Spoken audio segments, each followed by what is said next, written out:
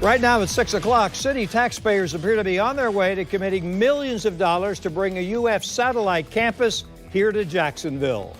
Today, the highly influential City Council Finance Committee unanimously approved a proposal to provide a $20 million grant for that project. That would be the first installment of $50 million in funding. News4Jax reporter Ann Maxwell covered today's meeting and learned new details about just what this new campus would bring to town. Ann.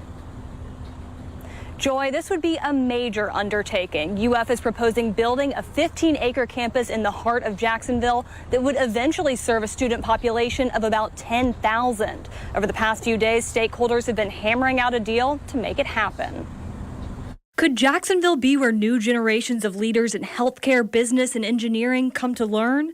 That's the vision for a new University of Florida FinTech Graduate Education Center in the River City. UF Vice President of Government and Community Relations addressed the city's Finance Committee Tuesday. One of the real opportunities is how the AI research from our faculty and students and the AI-savvy graduates that we're producing can dovetail with what's happening here in economies like Jacksonville. The city would provide a $50 million investment in the project over 3 years, with UF pledging $100 million from other sources. The project would be located within 2 miles of the boundaries of the Downtown Investment Authority Community Redevelopment Area, seen here in green, although an exact location has not been pinpointed. Councilmember Matt Carlucci said today he thinks the campus would be an investment in Jacksonville's future. Putting an institution in a place where opportunity is needed the most is a value that we should all rally behind. Council Auditor Philip Peterson noted the proposed agreement wouldn't allow the city to recoup its investment if the project isn't completed or falls behind on its deadline. There are no clawbacks in this agreement. Once the city's dollars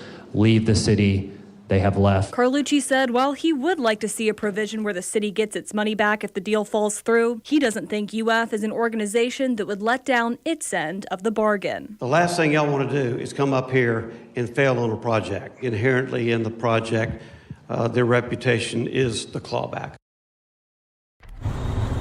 Again, the proposal passed the Finance Committee this morning by a vote of 8-0, but the final decision on whether this project will be moving forward will be up to the full City Council. Live from the South Bank, Ann Maxwell, Channel 4, the local station.